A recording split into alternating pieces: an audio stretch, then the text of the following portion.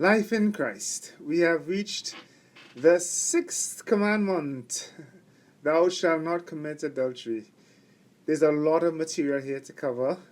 This video, I guess, it'll probably be a bit long, so I suggest you may need to split it up, maybe in two or three sessions.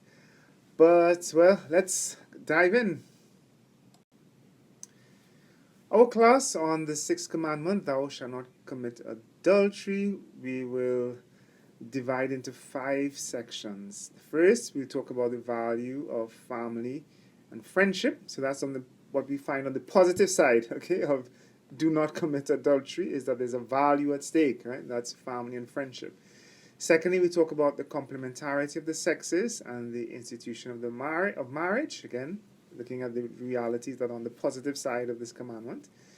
We talk about education and chastity, reproductive bioethics, and close with a few considerations talking about ideological influences that have sort of twisted, we can say, a bit how human sexuality is understood and regarded and taught today. The value of family and friendship. Where do we get this value from? We're going to go back to philosophy that we spoke of earlier, which is talk about our inclinations. So in the human person, there's a natural instinct, or inclination for sexual union. On the corporal level, it is experienced as a drive for sexual intimacy with the opposite sex. And there's a parallel drive on the emotional level that is felt as a longing to belong or to be valued for who you are. And here the drive is more general, not directed specifically to the opposite sex. So then, this is something we experience. We want to belong. Wow, imagine you someone doesn't feel that they belong. What will they do? Well, they will be very anxious. They may jump off a bridge or something. I know that's very scary. So these are very powerful emotions, and they drive to intimacy with the opposite sex as well. But remember, we're spiritual beings, so we always try to read these things and say, what are these things about? What does this tell me about my purpose in life? Or what is truly good? And the spiritual, we seek what is universal, we seek what is unchanging, okay? And these are the truths that will then guide our actions. So we kind of read our emotions, we read in our drives, we sort of read, it is written in them, a kind of a value, a purpose. Okay? And in the spiritual level, we read it, and we come to understand that, of course, that ultimately the sexual intimacy speaks to us about marriage and having a family. And that sense of belonging also speaks to us about family and also the importance of friendship. And these values will then help us now to orient and to guide our emotions in the right way. Now, the understanding the value of the marriage, is also linked to an understanding of the complementarity of the sexes. We're going to talk about that a little more, right, later on. But I just wanted to bring it up here to say that the complementarity of the sexes, which we can perceive because from that first point we mentioned, the drive for sexual intimacy is always with the opposite sex. It leads us to question, why are there opposite sexes in the first place, right? And that is where we can understand the complementarity of the sexes. That fills in a bit how we understand the value of family and friendship, because it places marriage. It places that as almost, we can say, sort of like at the center of what we understand needs to be the formation of our education, let's say, in chastity. The complementarity of the sexes and the institution of marriage. The book of Genesis tells us that when God created man, he created them male and female. Men and women are complementary. So this has 3 aspects. Okay? So first is the aspect of a radical equality. So here is flesh of my flesh, the bone of my bone. We have the same origin, the same destiny, the same nature. So that men and women, they are equal, okay, radically equal. And at the same time, there are differences. So that's the second aspect of complementarity. Two things to be complementary. Okay, like okay, we have a hook has to go into like a ring. Okay, and that's how they can sort of then work together. Okay, so let's say the hook has to once it pick up something, the thing that is picking up has to have like a ring on it for the hook then to hold it and pick it up.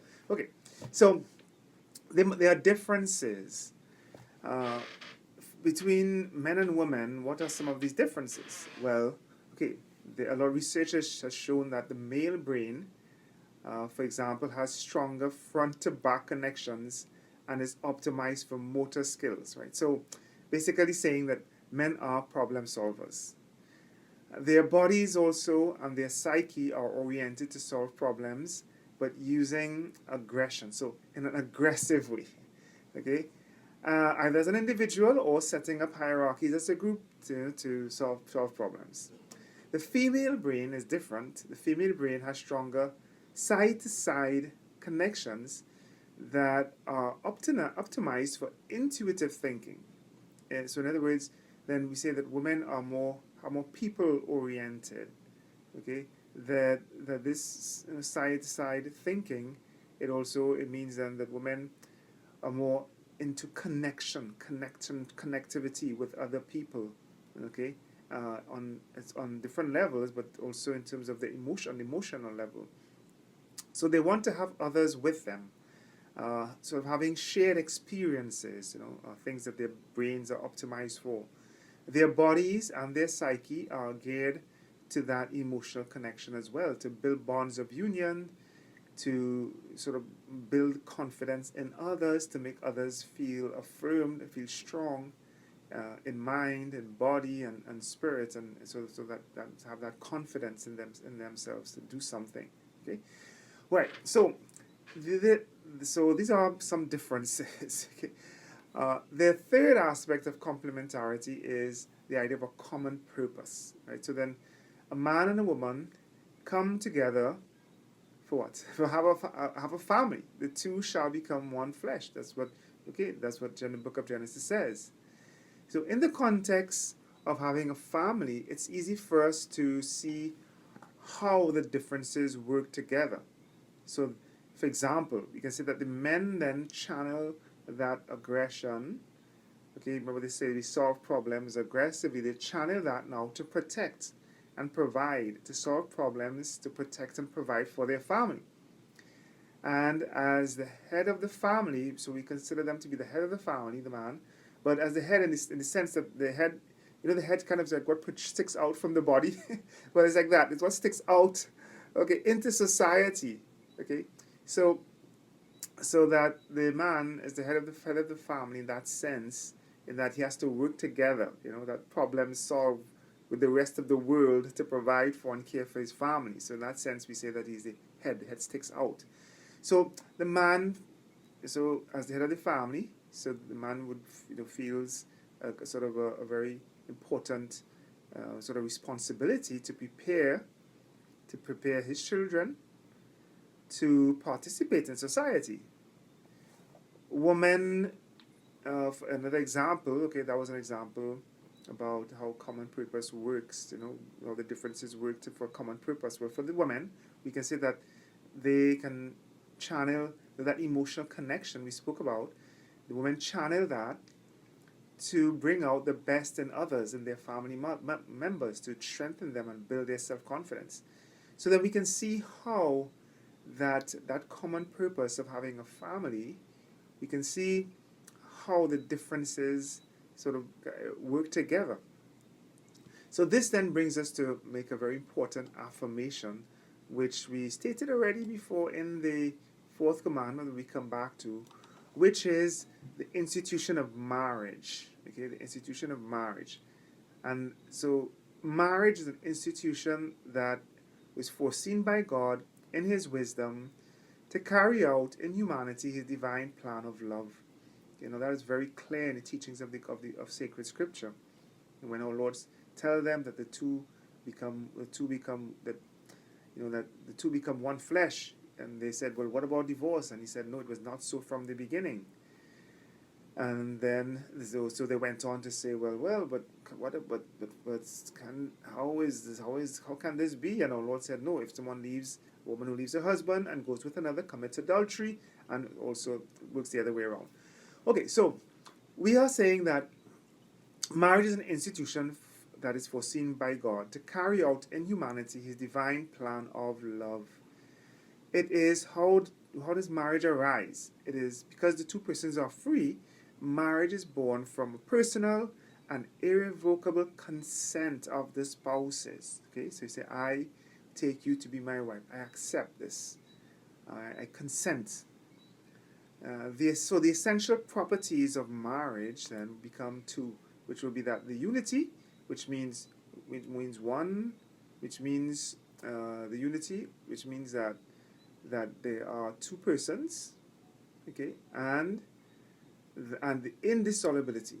Okay, so the unity means it's one man and one woman, okay, with an exclusive relationship, and that bond is indissoluble. So this special covenant, we can call it like a marriage covenant. It's a nice word. Okay, a covenant is a promise. Is ordered to the procreation and education of the children. So this is where we see the purpose of marriage. Okay, so the procreation, education of children, and the mutual support between the spouses in their task of having and caring for a family.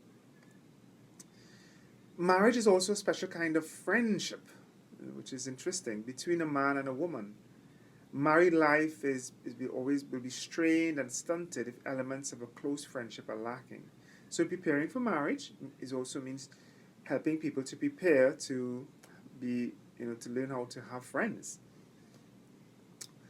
Okay, so then marriage and sexual intimacy.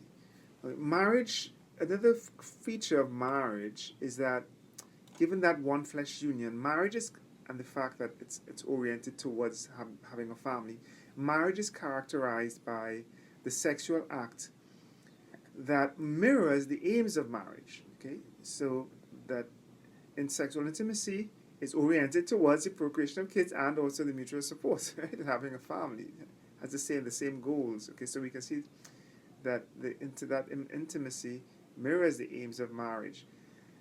So spouses are called to also live holy purity, and they live holy purity by using this gift of sexual intimacy as an expression of love for each other and with openness to the procreation of children. So we can see that the aims and the ends of marriage are there present in every sexual act. Okay, so marriage is threatened today. Okay, the divorce was approved many years ago. Okay, many years ago, and to now that it is divorce is allowed without any just because of just you have to establish that you want it. It could be granted. Okay, there's a lot of research showing the effects of divorce, especially on children, and that is very clear and very conclusive that divorce is terrible for a society. And it's terrible for women, it's terrible for men, it's terrible for children. Anyway, so sins against marriage. Sexual intimacy outside of marriage is gravely disordered. Jesus spoke about that very clearly. It undermines the institution of marriage, and it also, we can say that it perverts the true complementary nature between man and a woman. Because remember, they say the two become one flesh. They're bound to each other. They're stuck together. Okay, and so in everything they should be moved together. Especially that intimacy, okay, is something that is that is part of that one flesh union. And it is so important that is where they sort of very much above all need to really be together. They're really stuck together, okay, on all levels, physically, emotionally, spiritually, because of the consent of the bond. So that adultery undermines the institution of marriage, okay, because another is seeking that intimacy outside. It perverts the true complementarity between a man and a woman. Okay, we said that. Divorce, we just briefly mentioned that earlier, okay, as well, because of the nature of the bond. It's an indissoluble bond. Polygamy, it goes against equality. that characterizes the complementarity between men and women, because women are placed in a situation where they have to sort of compete for a man, or the other way around, the men compete for women, and so they are placed in a situation of inferiority, okay, inequality there. Free unions as well. Sometimes some societies, it's hard to access marriage. So, but there should still be some outlet for marriage to be recognized publicly. It's the two people who make that, who give consent. Okay, but sort of a living together arrangement. Let's see what happens. And where there is intimacy, that is a disorder that undermines the institution of marriage, and also because, well, at the same time, that it's that living together relationship, that the intimacy that it involves is disordered, because it's not oriented towards marriage, okay, and that is obviously undermines the dignity of also the human person. It's very, very unfair to for each other's people to live that way. It creates false expectations in many different ways. So then, other sexual sins against marriage include incest and sexual abuse. So those are listed in the catechism, in the points that are listed there. Education and chastity. There's a funny story about a little girl. She goes to shopping with her dad. He wants a better diet, so he buys virgin olive oil. So they go home, and mom and the little girl, say 6 years old, goes into the kitchen and says, "Mom, what does virgin mean?" Okay, so the mom's like, she drops the plate she's carrying, crash. All right, okay, silly joke, but the thing is that it's sort of a hard conversation to have, okay, with your own children about things that regarding chastity. And unfortunately, parents, they just put it off, and they leave it for later, and the kids, they learn about chastity, well, not about chastity, but rather just the opposite, okay, from the internet or with the things at school, and they end up having a sort of a twisted version of understanding of human sexuality. It's important for parents to have that conversation with their children and adapt it to their different ages and stages and their personalities. We're just going to go through a few little principles here right now with this in this slide. Okay, so first, what is education and chastity? So here's a little definition that could be useful. It says, education and chastity can be defined as all an individual needs to know, and the habits and attitudes that he or she needs to cultivate in order to properly manage feelings and emotions in relationships of friendship with both sexes, and to be prepared for a lasting, happy, and fruitful relationship in marriage, even though we know marriage is not meant for everyone. Okay? So let's just read that again, okay?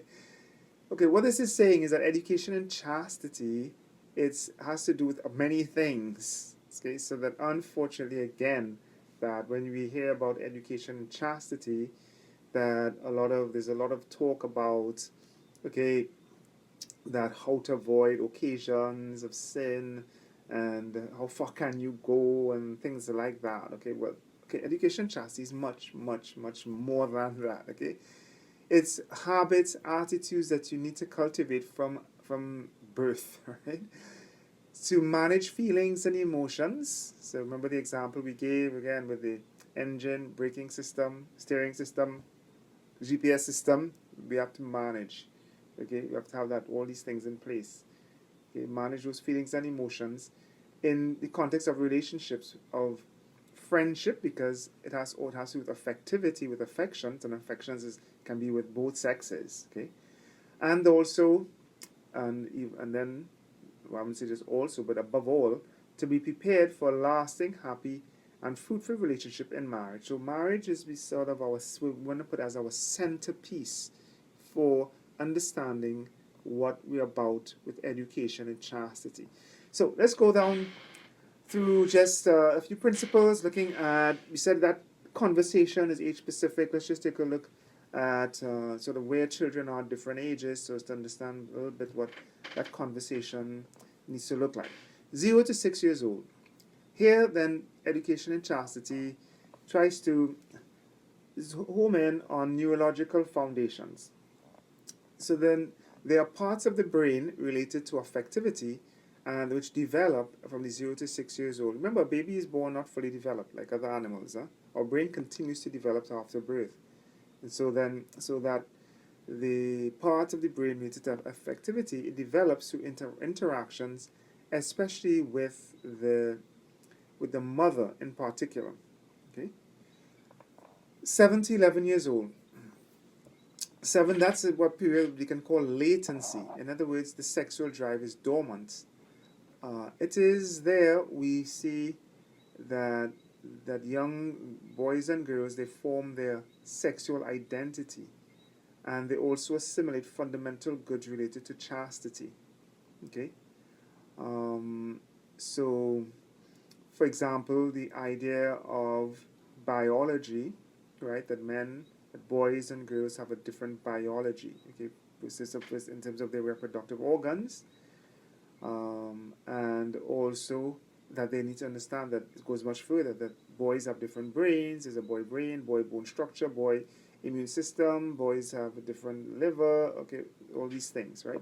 So they understand, and there's a male female difference, and then as they get older, boys tend to want to just go be with more with boys because the testosterone rush, okay, that so they like the rough play, and the girls will tend to be more like go with other girls as well. And so we could see how the differences in the brain structure sort of draws them to different activities. So of course, these are not rules, okay, but in general, it is the sexual drive is dormant. So it's a time in which parents should be attentive to protect their children from influences that that might wake up their sexual drive prematurely, and also to suggest that there are alternatives to the male or female identity. So that parents need to protect their kids a lot in 7 to 11 years old, and feed them ideas, notions such as teamwork, and these are important concepts. They learn about respect for others and privacy and things like that, and caring for others, family. So they learn values. Their minds are tuned to these, especially the value of family, and also the value of friendship. 11 to 14. Whoa, tough time. Puberty. Here, brain changes and bodily changes happen to prepare for adulthood and later on marriage. Okay, so the sexual drive is awakened at that age in puberty. That's one of the things that characterize puberty, among other things. In women, the sexual drive is linked to fertility, where their bodies prepare each month to receive the male sperm for fertilization. In this period, girls need to be educated in fertility awareness, and so caring for this important aspect of their female identity, even though they know that, okay, having a baby is much later on in life, okay, but it's like you need to be sort of conscious and aware of it now, okay? So you just in boys, the sexual drive is characterized by an aggressive impulse to be sexually stimulated, and because they like to really sexual energy. So in particular, they need to be guided into developing skills and habits that will make them better prepared for marriage.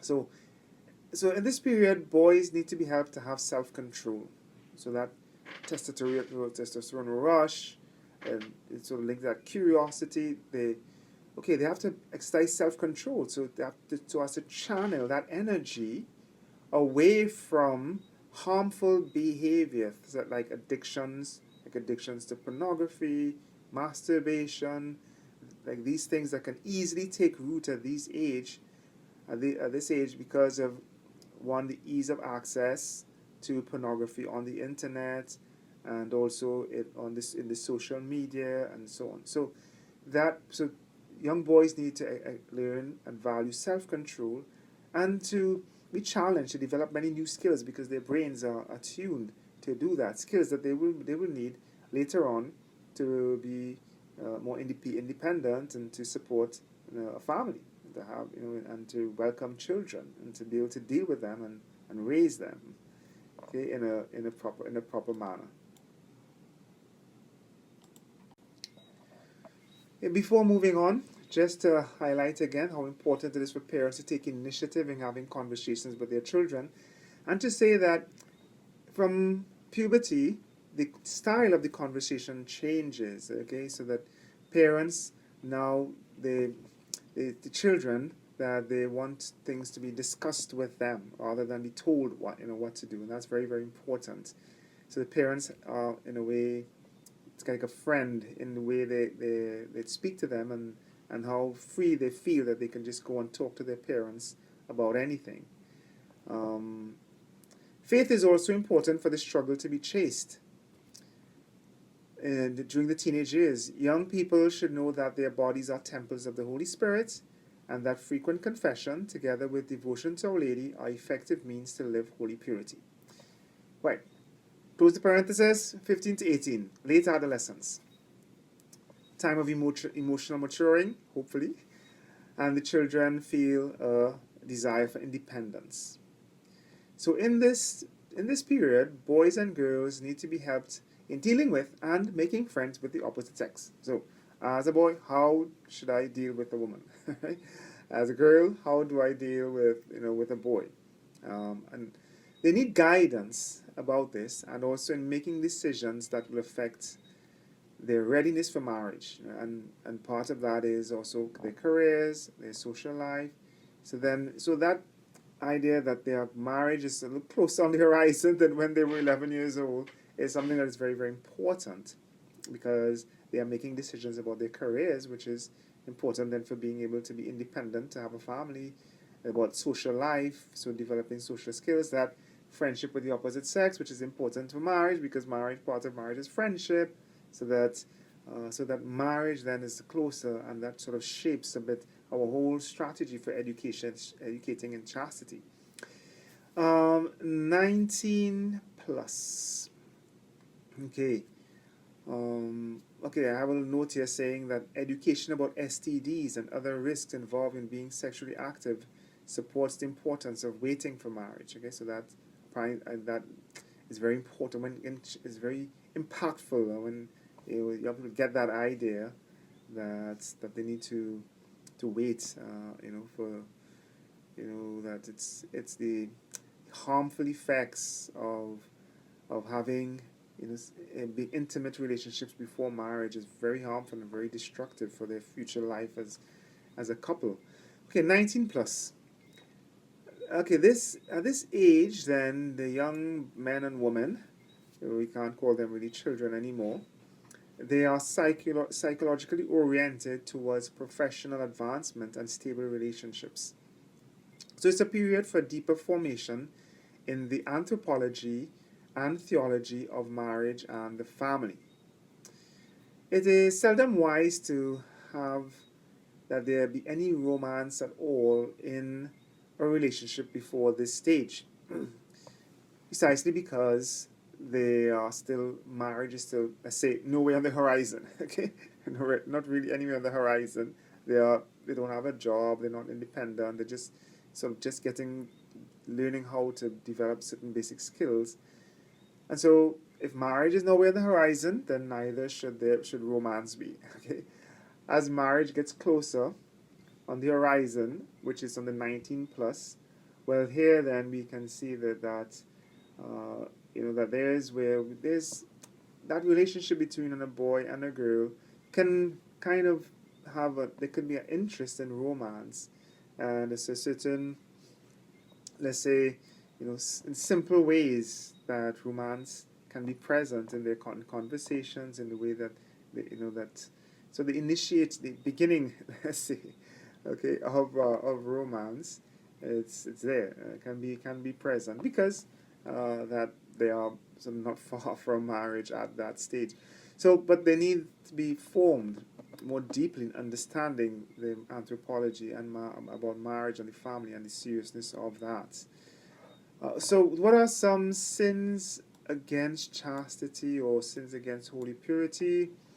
Okay, some sins against chastity. Among the sins gravely contrary to chastity are masturbation, fornication, pornography, and homosexual practices. Okay, we have touched on some of these before. We won't be going into them in detail at this stage, at this point.